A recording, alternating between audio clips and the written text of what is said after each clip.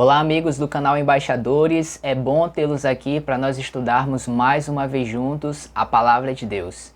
Nós queremos aqui hoje abordar um tema interessante e atual que tem a ver com o coronavírus. E a gente sabe que muitas pessoas aí estão preocupadas se esse realmente é o final do mundo ou uma das pragas do apocalipse que iria acontecer. Então nós vamos gravar esse conteúdo aqui para nós tentarmos entender, buscando na Palavra de Deus, orientações para esse assunto. Tudo bem? Então eu queria convidá-los a abrir a Bíblia lá em Apocalipse capítulo 15, que é onde está escrito para nós aí esse assunto das 7 pragas, tá bom? Então vamos lá. Apocalipse 15, o verso 5, começa dizendo assim: Depois dessas coisas, olhei, e abriu-se no céu o santuário do tabernáculo do testemunho. Muito bem, o verso começa dizendo depois dessas coisas. Depois de que coisas, né? Se você olhar lá no capítulo 15, o início do capítulo, verso 1, você vai entender a introdução dessa visão. Então o verso 1 fala assim, ó: Viu-se no céu outro sinal grande e admirável, 7 anjos tendo os 7 últimos flagelos, pois com este se consumou a cólera de Deus. Então, como começa a visão aqui? João introduz a visão no momento em que ele vê 7 anjos. Esses anjos estão com as 7 últimas pragas, os 7 últimos flagelos. E aí continua lá no verso 5. Depois que ele vê esses anjos, ele fala que ele viu aberto o santuário no céu, lá no verso 5.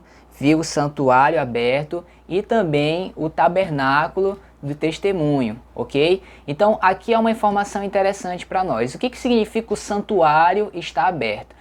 Nós sabemos que o santuário, ele era uma cópia daquele santuário que existe no céu, ok? E a função do santuário era ensinar para o povo o plano da salvação divina. Então, era ali que acontecia o sacrifício do cordeiro para perdoar o pecado do povo.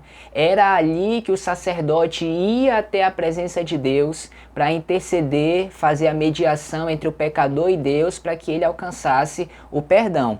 Então, o santuário, ele está ligado a isso: intercessão, mediação e salvação do homem, ok? Então, se o santuário aqui está aberto, nós estamos vendo um momento da história em que ainda há oportunidade de salvação, ok? A porta da graça ainda não foi fechada. Pelo menos o verso 5 começa falando disso.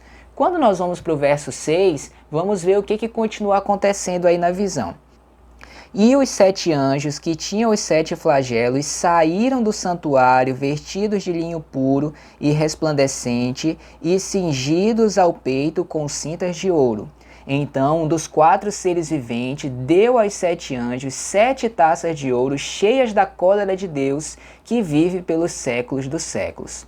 O santuário se encheu de fumaça procedente da glória de Deus e do seu poder, e ninguém podia entrar no santuário enquanto não se cumprissem os 7 flagelos dos 7 anjos. Então o que nós estamos vendo aqui? Nós começamos o verso 5 vendo o santuário ainda em funcionamento, o santuário está aberto. Só que a partir do verso 6 a gente está vendo que essa obra vai se finalizar, essa obra de intercessão vai terminar. Por quê?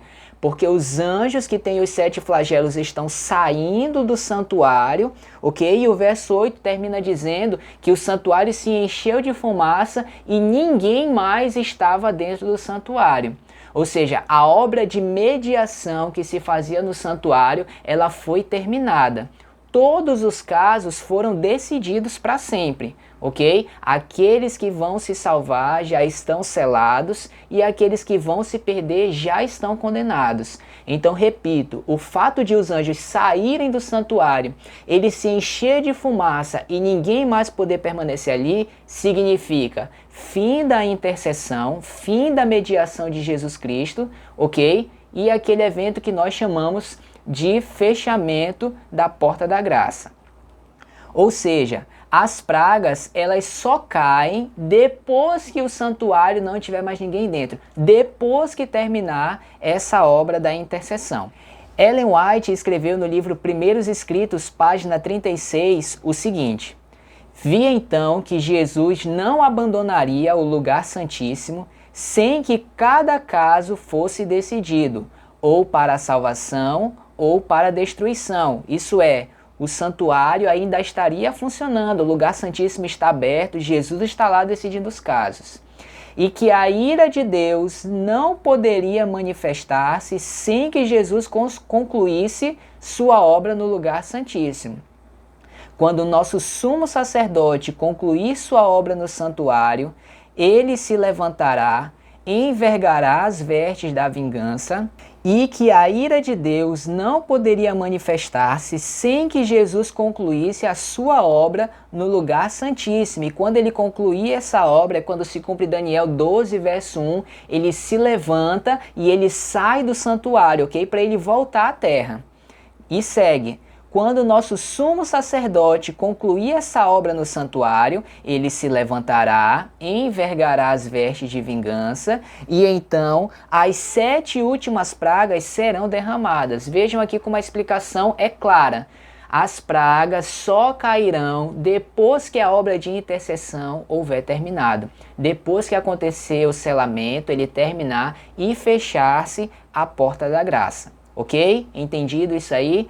Agora vamos ver as pragas para a gente analisar se há alguma relação delas com o coronavírus, com o Covid-19, tá bom? Veja Apocalipse 16, que é o capítulo que vai descrever o derramamento das pragas. A verso 1. Ouvi, vinda do santuário, uma grande voz dizendo aos 7 anjos: ide e derramai pela terra as 7 taças da cólera de Deus, ou seja, pós-fechamento da porta da graça. Saiu, pois, o primeiro anjo e derramou a sua taça pela terra, e aos homens portadores da marca da besta e adoradores de sua imagem sobrevieram úlceras malignas e perniciosas. Ok? Então olha só, nós percebemos aqui que quem vai receber a primeira praga é aqueles que possuem a marca da besta e os adoradores da sua imagem. Ou seja, quando a praga cai, já está definido aqueles que são do lado da besta, aqueles que se submeteram ao poder do inimigo e receberam a sua marca, respeitando a sua autoridade, ok? Então, ninguém que esteja sinceramente fazendo errado, se colocando nessa condição de se submeter à autoridade da besta, mas ele é um sincero nesse erro, ninguém vai receber a marca da besta nessa condição, ok? A Bíblia nos fala, lá em Apocalipse 13, verso 16, que as pessoas vão receber a marca da besta sobre a testa ou sobre a mão. E a testa aqui é um simbolismo para consciência, decisão racional, ok? Então as pessoas elas vão receber a marca da besta ou mesmo o selo de Deus, que também é na fronte, por uma questão racional, ok? Então ninguém que esteja inocentemente, sinceramente fazendo errado, vai receber essa marca. E o que é essa marca da besta? Ezequiel capítulo 20, verso 12, nos apresenta o selo de Deus, ok? Lá fala: santificai os meus sábados, pois servirão de sinal entre mim e vós, para que saibais que eu sou o Senhor que os santifica, ok? Então, o selo de Deus tem a ver com o sábado e a marca da besta é algo que é oposto a isso. Ou seja, se o selo de Deus é um dia, é um sábado, a marca da besta é aquilo que está em oposição ao selo de Deus. Okay? Então, quando as pessoas conscientemente escolherem obedecer a este dia, contrário ao dia que Deus estabeleceu, é aí que ela recebe a marca da besta. A porta da graça só se fechará depois disso, quando as pessoas conscientemente escolherem o lado que querem ficar. E aí Deus não pode fazer mais nada para salvá-las. Então a porta da graça fecha e aí começam a cair os flagelos para punir os inimigos do povo de Deus, ok? Agora vejam que interessante aqui, ó. A Bíblia nos fala que a primeira praga são úlceras malignas e perniciosas. Isso aí descarta para nós a ideia de que o coronavírus é a primeira praga ou uma das próximas que irão cair, ok? Se ele fosse, mesmo que fosse uma da segunda, terceira, quarta ou até a sétima, a gente teria que ter visto essa primeira praga se manifestar. nós não vimos. Então ele seria essa a primeira praga? A Bíblia fala que são úlceras malignas e perniciosas. Agora veja, esse termo aqui, úlceras malignas, no idioma original é o mesmo termo que foi usado lá no livro de Jó para falar das úlceras que Jó manifestou no seu corpo.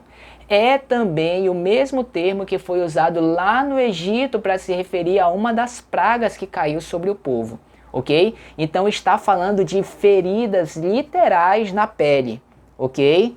Essa primeira praga aqui, que vai cair nos perdidos, e todas as pragas subsequentes só atingem os inimigos do povo de Deus, assim como foi no Egito, pessoal.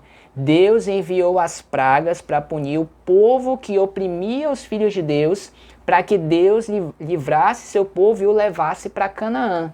Aqui o cenário do fim do mundo é a mesma coisa. As pragas caem para punir os inimigos, aqueles que oprimem o povo de Deus, para Deus dessa vez levar o seu povo para Canaã celestial. Então só cai nos inimigos, ok? E aí, como destacamos aqui, a úlcera são feridas literais na pele, ok? Então o coronavírus não é a primeira praga. A segunda praga, depois você pode ler aí o capítulo em subsequente. A segunda praga é o mar se tornar em sangue. A terceira praga, os rios em sangue. A quarta praga, o sol aquecendo. A quinta praga, o trono da besta em trevas sendo destruído. A sexta praga fala que seca-se o rio do Eufrates para a vinda dos reis que vêm do Oriente, ou seja, é a volta de Jesus. E a sétima praga é um grande terremoto.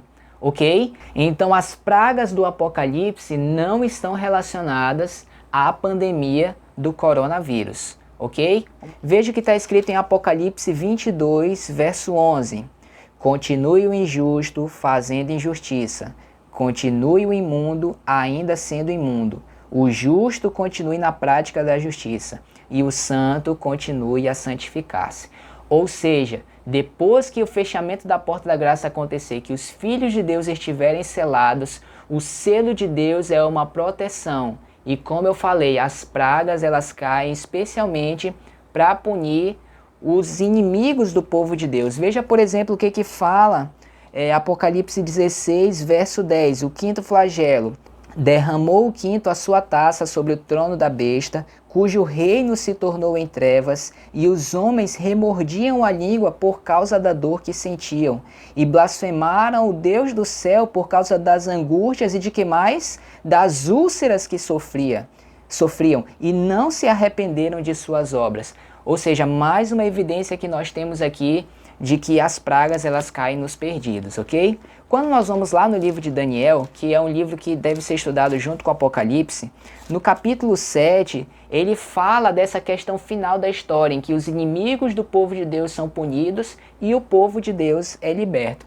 Veja, por exemplo, o verso 21 e 22. Eu olhava, e eis que este chifre fazia guerra contra os santos e prevalecia contra eles. Até que veio o ancião de dias e fez justiça aos santos do Altíssimo, e veio o tempo em que os santos possuíram o reino. Ou seja, a vinda de Deus à terra para trazer os seus juízos, para executar a sua justiça, é para a punição dos inimigos do povo de Deus, não do seu povo, ok? E Apocalipse capítulo 3, verso 10, tem uma promessa de Deus que irá se cumprir exatamente agora, no final da história, nessa época de tribulação, de perseguição. Apocalipse 3, verso 10. Porque guardaste a palavra da minha perseverança, também eu te guardarei da hora de provação que há de vir sobre o mundo inteiro para experimentar os que habitam sobre a terra. Então o Senhor ele deixa claro aqui que ele protegerá aqueles que permanecerem fiéis à sua vontade. Ok? Então vejam, Apocalipse 16 fala dos flagelos, Apocalipse 17 a punição da grande Babilônia, Apocalipse 18 a ruína total desse sistema, de todos os seus aliados, os poderosos da terra, e no capítulo 19 o povo de Deus é levado para se encontrar com Jesus. Veja o que diz o verso 6 e 7. Aleluia, pois reina o Senhor nosso Deus, o Todo-Poderoso. Alegremo-nos, exultemos e demo-lhes a glória, porque são chegadas as bodas do Cordeiro, cuja esposa a si mesma se ataviou. Então, há um momento em que a porta da graça fecha, Deus executa os juízos para punir os inimigos e então ele aparece nos céus para se encontrar com seu povo e levá-los para as bodas do Cordeiro.